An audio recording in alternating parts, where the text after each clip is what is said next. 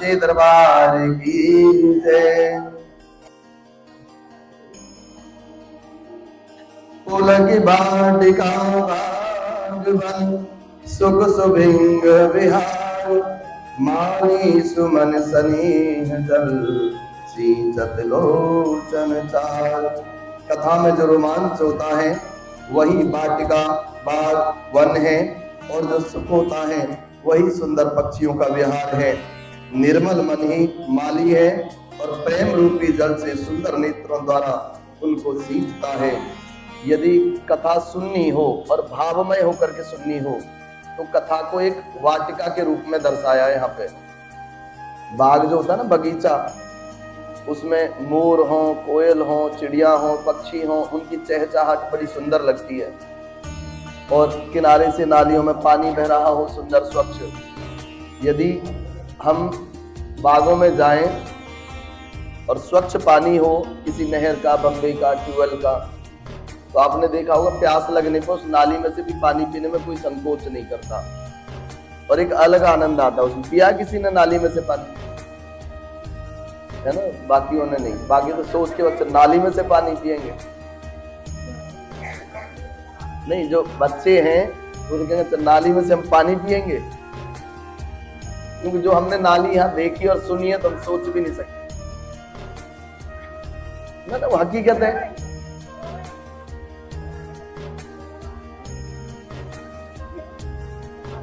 मैं कह रहा हूं उसमें कोई दोष नहीं था, अलग आनंद था, है ना, बड़ी खुशी थी, सब कुछ दिख भी रहा है, तो बहुत सारी चीजें तो कथा में बताया। जो रोमांच है वो समझ लो वाटिका है, एक वाटिका की तरह देखें। बाग और वन है, जो सुख होता है वही सुंदर पक्षियों का विहार है। निर्मल मन ही उसका माली है, जो प्रेम रूपी जल से सुंदर नेत्रों द्वारा उसको सींचता है। हम किसी भी चीज को भावुक होकर के सुनते हैं तो हमारी आंखें भर आती है। जब कोई चरित्र होता है ना, जब कोई चरित्र होता है आंखें भर आती हैं। जैसे आज एक छोटा सा एक चरित्र हमने बताया, एक गरीब व्यापारी का, कहीं पे शायद यहाँ भी मैंने सुनाया था, मेरे ध्यान नहीं, बहुत गरीब होता है, अन्न के एक दाने के लिए वो तरसता है, कहीं से एक कटोरी आटा मांग रहा है, कहीं से कुछ, और ऐसे वो व्यापारी होता है। लेकिन समय वक्त खराब आया तो सब धन धान्य सब मिट गए उसके। तो कहीं से उसे सूचना मिली कि कोई पड़ोस का एक राजा है, वो पुण्य खरीदता है। सुना है आपने, है ना? तो देखो परीक्षा लेता है पुण्य यदि हम करें तो सबसे पहले पुण्य कार्य में, पुण्य भक्ति मार्ग पर जब व्यक्ति चलता है ना, तो उसके सभी पापों का हिसाब पहले बराबर करना पड़ता है। तो हमें लगता है कि जैसे ही हमने अच्छाई पर कदम रखा, अच्छाई के रास्ते पर, वैसे ही समस्याएं और बढ़ गई। इससे तो पहले ही अच्छे थे, है ना। जैसे आपको विद्यालय भेजना हो बच्चे को, तो निलाना, धुलाना, नखून कटे हुए, समय से जगना, ये सारे नियम है ना विद्या अध्ययन करने के। और विद्यालय न भेजना हो तो नहाओ धो मत धो, जैसे मर्जी पहनो, जब मर्जी जगो, जैसा मर्जी आचरण करो, जब मर्जी खाओ पियो, कोई नियम ही नहीं है। फिर हमें लगता है ये आनंद है, तो हम पढ़ने जाते इतनी मुसीबत, और देख स्कूल जाता नहीं है, मजे में है।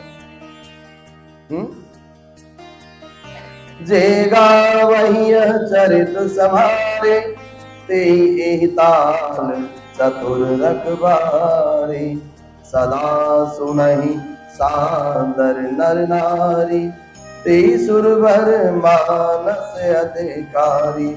जो लोग इस चरित्र को सावधानी से गाते हैं वे ही इस तालाब के चतुर रखवाले हैं, और जो स्त्री पुरुष सदा आदर पूर्वक इसे सुनते हैं वे ही इस सुंदर मानस के अधिकारी उत्तम देवता हैं। जो अति दुष्ट विषयी हैं वे अभागे बगुले और कौवे हैं, जो इस सरोवर के समीप नहीं जाते, क्योंकि यहाँ इस मानस सरोवर में घोंगे, मेढक और शैवाल के समान विषय रस की नाना कथाएं नहीं हैं। इसका मतलब क्या है? यही चीज भागवत के लिए भी है। आज की तारीख में हमें क्या चीज अच्छी लगती है? नाच गाना हो, कुछ चटकीली बातें हों, कुछ चुटकले हों, हंसी मजाक हो, ढोल बजे, ढोलकें बजे, कुछ म्यूजिक, कुछ साज ऐसा हो कि नाचने का मन करे।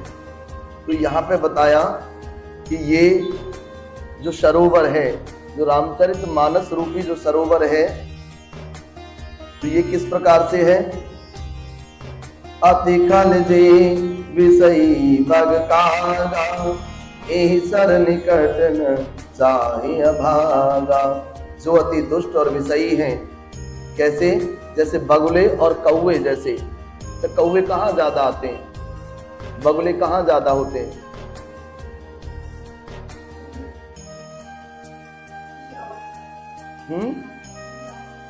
फूल।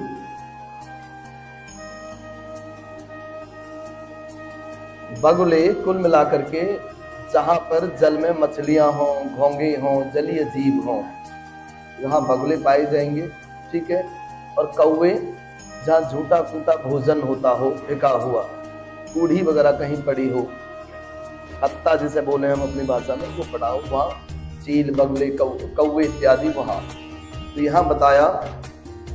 अब ये भी ध्यान देना, जो इधर उधर के रस के लिए, जनता को इकट्ठा करने के लिए जो ढोंग करते हैं कथाओं में, झांकियों के नाम पे आडंबर, इधर उधर की झूठी साची कथा, प्रसंग इधर उधर के सुनाना, इसलिए कि नहीं भाई आजकल क्या बोर हो जाते हैं लोग, नींद आती है, रस नहीं आता, तो उसमें क्या है, बीच बीच में ऐसे करो जी, वैसे करो जी, इशारा कर अपनी टीम को, चलो फलाना भजन हो जाए।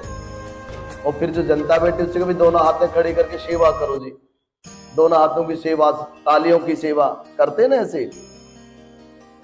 तो यहाँ पे स्पष्ट मना करा है कि ये सरोवर हंसी मजाक का नहीं, ठुमके लगाने का नहीं। क्यों? क्योंकि हमें भगवान की कृपा चाहिए दुख से निवृत्ति के लिए। दुख कैसा? यदि वो पैसे से दूर होता तो हम भगवान के सामने नहीं रोते। यदि हॉस्पिटल में डॉक्टर के बस की बात होती तो डॉक्टर के तो हमने चक्कर लगा दिए। बड़े छोटे किसी ज्ञानी से वो कटता होता दुख, तो हमारे आस पड़ोस में, घर परिवार में बड़े हैं, अनुभवी हैं, उन्होंने भी जोर लगा लिए, नहीं बात बनी। थक हार करके हमें क्या, अभी अब तो भगवान तू ही है। कि इस प्रकार की चीजें क्यों नहीं है?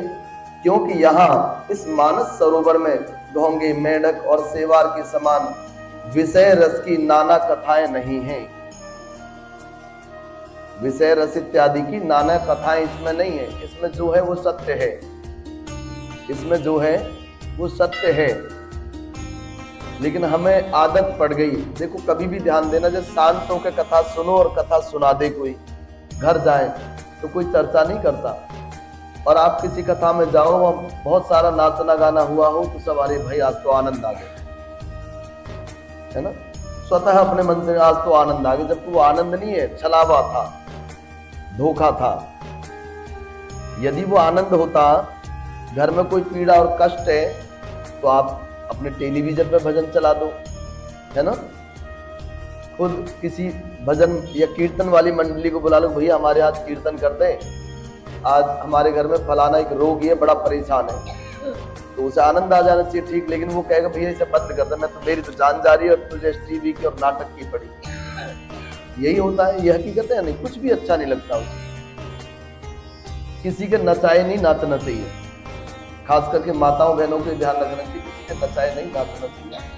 स्वयं यदि उस भक्ति को आप समझ रहे हो और हृदय में, अंतःकरण में वो भक्ति आपकी चली गई, और आपको स्वयं में लग रहा है कि भाई मैं दुखी हूं क्यों, जब भगवान मेरे साथ है, तो उस एहसास को ध्यान में रखते हुए झूमना, फालतू बकवास का नहीं। तो रामायण ये भी सिखाती है। तो ये सरोवर ऐसा है, इसमें बेकार और बकवास की कोई कथा नहीं। इसमें बताया कि इसमें विषय रस की नाना कथाएं नहीं है। क्या है?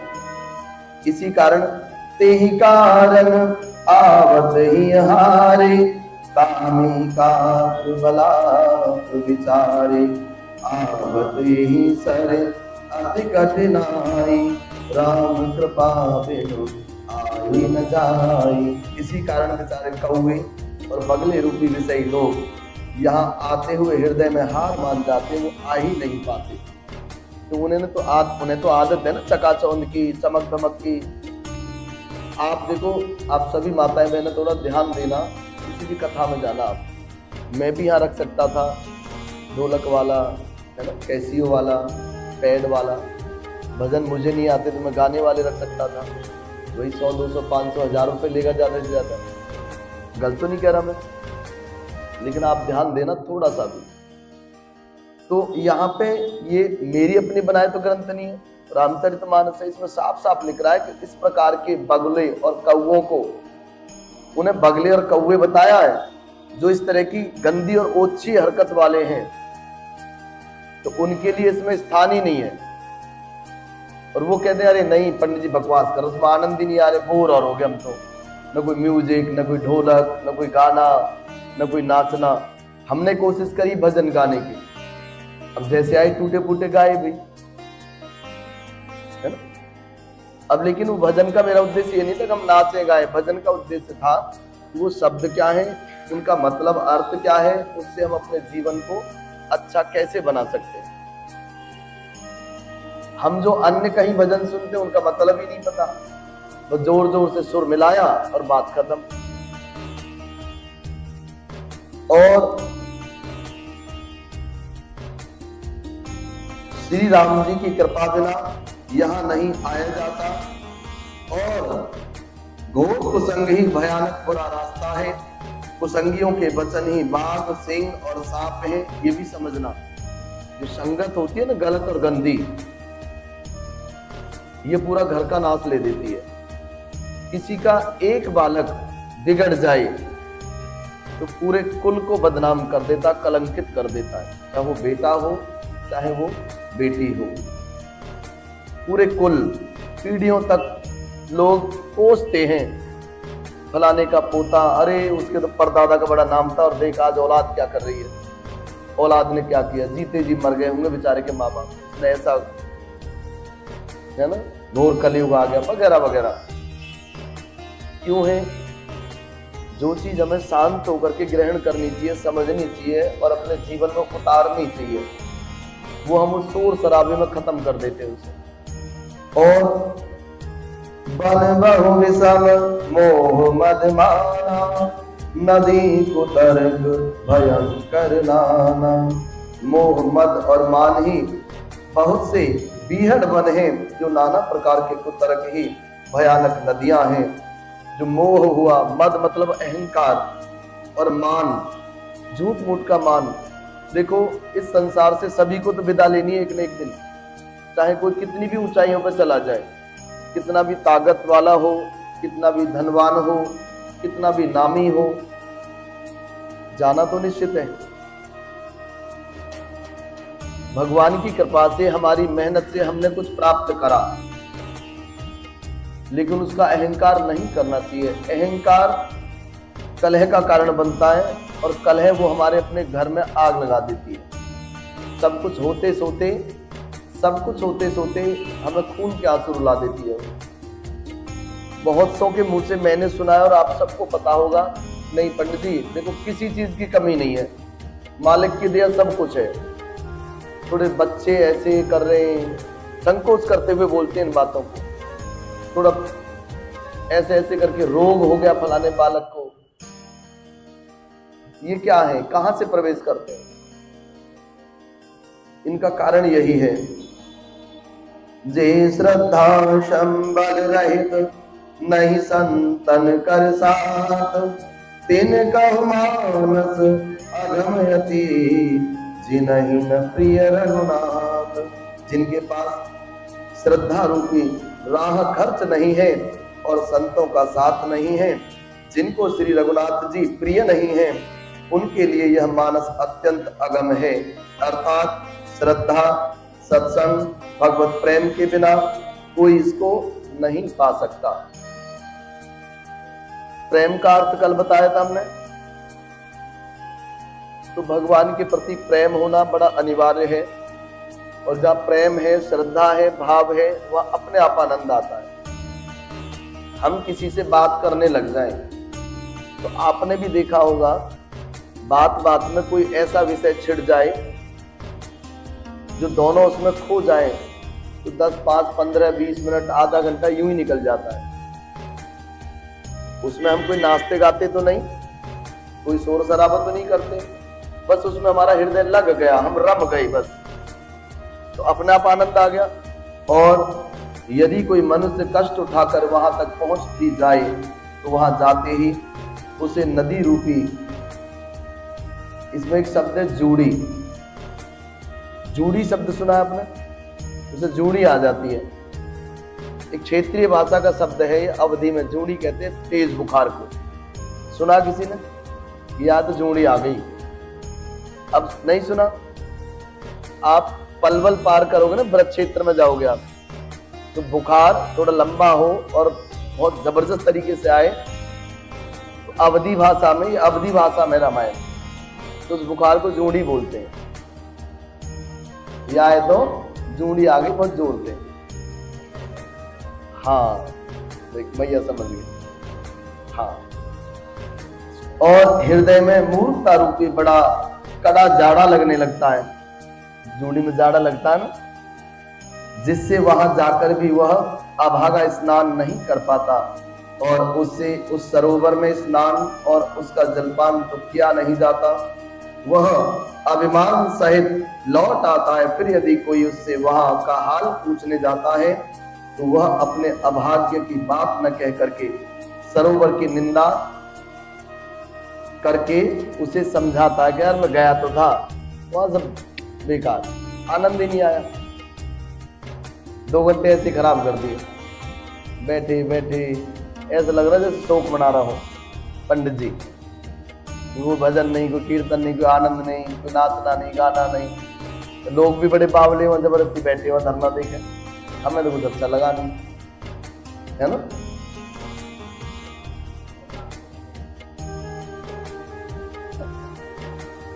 चलो नचा देंगे जल्दी। पर देखो यहाँ पे मैं आपकी जानकारी के लिए बता दूं, जिन चीजों के लिए मैं भी कह रहा था, इन चीजों की व्यवस्था जल्दी होने वाली है, लेकिन हमारा नाचना गाना ऐसा कुछ नहीं होगा जैसा होता है, बिल्कुल ऐसा नहीं होगा। बस एक उसमें मधुरता आ जाए, वो और सुंदर लगे, बस उसके लिए वो चीजें रहेंगी, इससे अधिक कुछ भी नहीं। और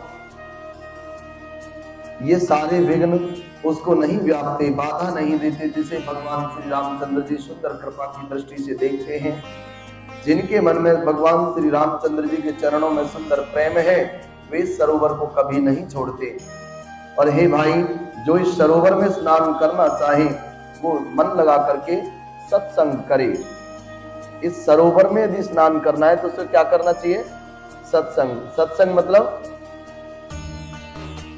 एक तो कोशिश करे वो सत्य का पालन करे, और कम से कम किसी के लिए करे न करे, अपने घर में अपने परिवार के साथ तो कम से कम सच्चा बन के रहे, है ना। देखो मैं आपसे कहूँ नहीं कि आप किसी से झूठ मत बोलो, किसी का झूठ मत सुनो, चलेगा सब।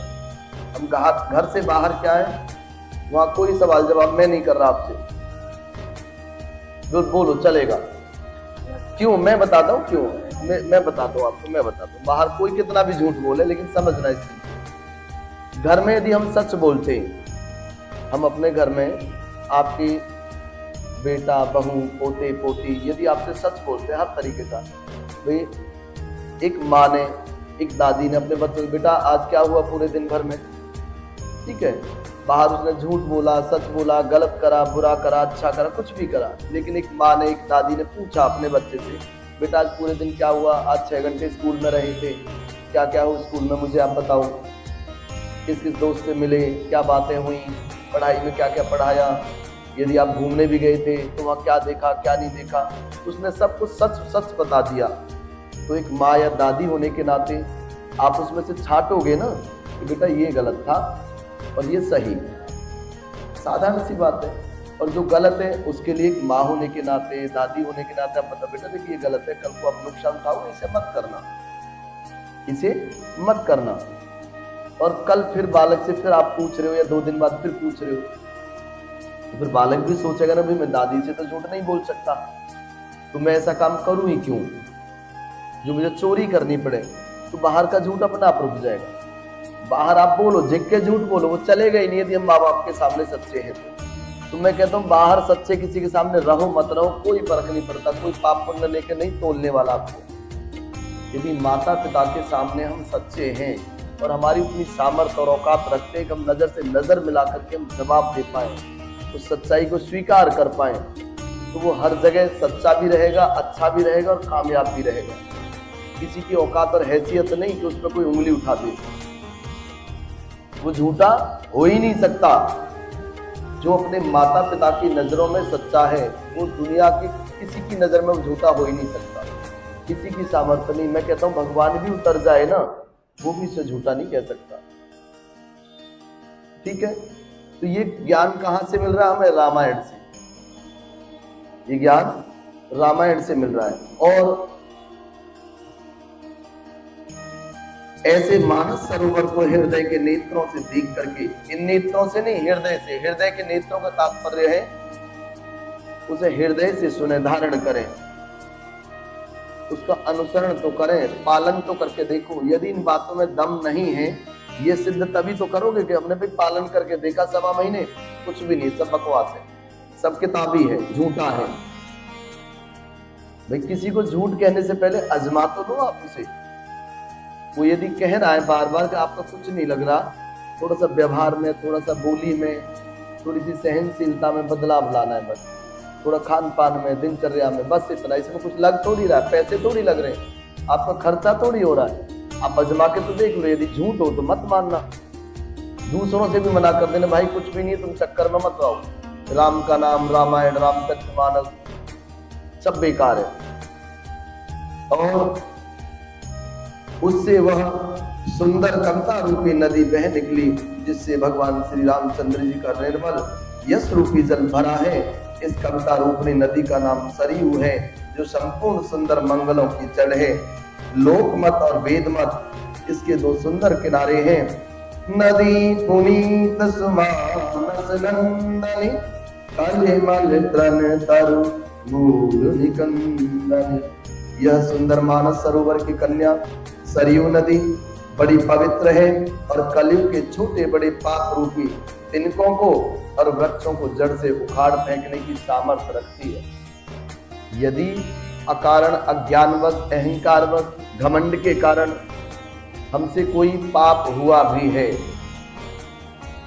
किसी कारण से हमने कुछ अपराध कर भी दिया और हमें अपराध करने के बाद बोध हो भी गया, हमने भाई गलती करी थी, हमने ऐसा नहीं करना चाहिए, हमने जरा सी बात की, हमने बेचारे को चाटा मार दिया, वो भी तो इंसान था, पर हम कहते हैं उसने गुस्सा इतना दिला दिया। होता है, सबसे होती है गलतियां। तो बता रहे इसमें कोई चिंता वाली बात नहीं। एक बार आप शरण में जाओ तो सही भगवान श्री राम की, तिनकों की तरह उन पापों को नष्ट कर देगा। और श्रोता त्रिविध समाजपुर, ग्राम नगर दुहकूल, संत सभा अनुपम अवध, सकल सुमंगल मूल। तीनों प्रकार के श्रोताओं का समाज ही इस नदी के दोनों किनारों पर बसे हुए पूर्वी गांव और नगर हैं, और संतों की सभा ही सब सुंदर मंगलों की जड़ और अनुपम अयोध्या दी है। तो यहाँ पे ध्यान देना, अयोध्या का मतलब वो अयोध्या नहीं कि आप वहां जाओ, अयोध्या वहां जाओ। यहाँ से कितने किलोमीटर है अयोध्या?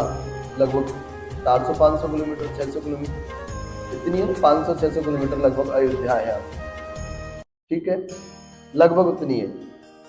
कोई गया है अयोध्या? लेकिन इतनी किलोमीटर लगभग मैं गया हूँ, वहां से पास से होकर गुजरा हूं, मैं कहीं गया था तब, इतनी है। तो नहीं, अब बात सुनो, देखो मैंने कहा कि नहीं आप संतों की सभा में जाओ जो अयोध्या में। तो यहां बताया संतों की सभा का मतलब है जो हमारे हितैषी हो, जो हमारे हितैषी हो, जो हमारा भला चाहते हो। तो माता पिता की सेवा भी संतों की सेवा से कम नहीं, और वही अयोध्या है। ऋषि कहते हैं ना, माँ बाप के चरणों में, हमारे बुजुर्गों के चरणों में 4 धाम हैं। 4 धाम की हम यात्रा करें, तीर्थ करें, तो वो सारे तीर्थों का फल माता पिता के श्री चरणों में, इन पैरों में है। इसमें कोई दो राय, कोई संशय नहीं। किसी भी प्रकार का। और सुंदर कीर्ति रूपी सुहावनी सरयू राम भक्त रूपी गंगा जी में जा मिली। छोटे भाई लक्ष्मण सहित रामचंद्र जी के युद्ध का पवित्र यश रूप सुहावना महानद और सौन उसमें आ मिला, और दोनों के बीच में भक्ति रूपी गंगा जी की धारा ज्ञान और वैराग्य के सहित शोभित हो रही है। ऐसी तीनों तापों को डराने वाली ये त्रिमोहानी नदी राम स्वरूप रूपी समुद्र की ओर जा रही है। देखो, ज्ञान और वैराग्य ये बड़ा अनिवार्य है। ज्ञान और वैराग्य बहुत जरूरी है। इसे आप अपनी कोशिश करके यदि चाहो कि हमें ज्ञान हो, हमें वैराग्य की जागृति या प्राप्ति हो जाए, तो वो बिल्कुल आसान नहीं है। लेकिन किसी इस तरह के धार्मिक ग्रंथ, पवित्र और पावन ग्रंथ से भी आप जुड़ते हो, किसी कथा को सुनते हो, तो स्वतः ज्ञान और वैराग्य की जागृति होना आरंभ हो जाएगी। उसके अलग से संघर्ष नहीं करना आपको। अलग से हम सवाल करें कि कैसे ज्ञान होगा, हमसे तो पढ़ना नहीं आता। वैराग्य किसको कहते हैं? वैराग मतलब हम कोई घर मकान छोड़ करके कहीं चले जाएगा, कुछ नहीं करना। इसको सुनने मात्र से आपको समझ में आ जाएगा कि ये है क्या, और समझ में आने के बाद ये भी समझ में आ जाएगा कि हमें कुछ छोड़ने की आवश्यकता नहीं है। बस कब उसमें हम लिप्त रहें, कब न रहें। और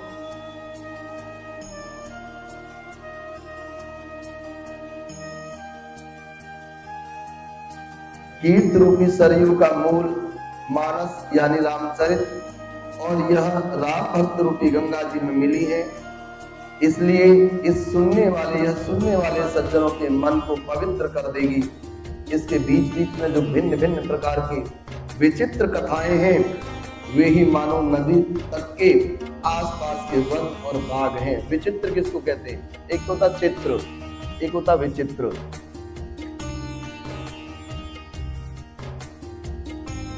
शब्द तो सभी ने सुने ना, दोनों ने।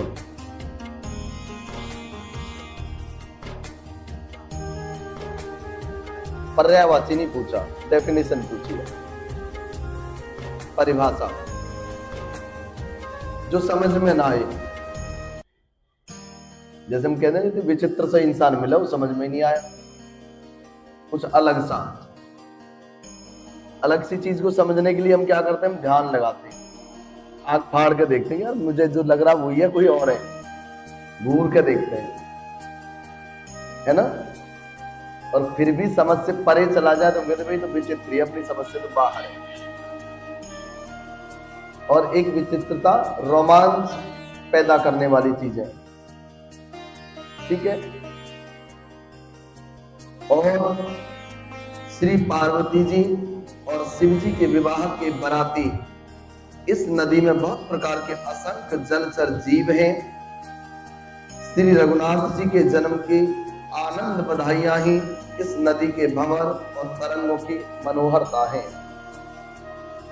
जो कथा भी आरंभ नहीं हुई, भगवान श्री राम की जो कथा है यानी रामायण है, वो भी आरंभ नहीं हुई, और कितने पेज पढ़ दिए हमने।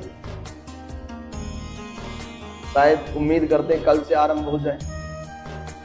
और बाल चरित चाहो बंदुके वनज विपुल बहुरंग नृपुराणी परिचन सुकृत मधुकरी भाग विहंग। चारों भाइयों की जो बाल चरित्र हैं, वे ही इसमें खिले हुए रंग बिरंगे बहुत से कमल हैं। और महाराज श्री दशरथ जी तथा उनकी रानियों और कुटुंबियों के सत्कर्म यानी पुण्य ही भ्रमर और जल पक्षी हैं। जो हम यदि रामचरित को हम ये कहें भी एक दशरथ थे, उनकी 3 रानियां थी, उनके 4 पुत्र थे, एक आध बेटी भी थी। सुना है आपने? राम की बहनें भी थी। कोई बात नहीं, सुना देंगे कल। तो इसे 2 प्रकार से, इसमें नदी के 2 किनारे बताए, सरयू के 2 किनारे, एक लोकाचार एक वेदाचार। लोकाचार थोड़ा सा निचला स्तर होता है, जो हम ऊपरी समझते हैं, जो अपनी रीति रिवाज होती है, उसे लोकाचार बोलते हैं। वेदाचार जो वास्तविक रूप से दोनों चीजों को साथ लेके चलने वाला ग्रंथ है। क्यों है? क्योंकि भगवान श्री राम यानी भगवान श्री राम के अवतार में हमारे बीच में हमारे आपके जैसे वो आए और रहे और लीलाएं करी, लोकाचार में रहे, आदि योगी होकर के भी, आदि पुरुष होकर के, पुरुषोत्तम होकर के भी, भगवान श्री नारायण श्री हरि होकर के भी। तो उनका जो अद्वितीय जो स्वरूप है, ईश्वर जो स्वरूप है, वो वैदिक हो गया। और जो हमारे आपके बीच में रहे, किसी के बेटे बन के, किसी के भाई बन के, किसी के पति बन के, किसी के सखा बन के, किसी के मित्र बन करके, किसी के गुरु बन करके, किसी के स्वामी सखा बन करके, वो लोकाचार है। बहुत कुछ सिखाती है रामायण। बोलिए श्री रामचंद्र महाराज की जय, बोलिए सच्चे दरबार की, आज के आनंद की, सब श्रोताओं की, सब माताओं की, सब बहनों की, बोले सच्चे दरबार की जय।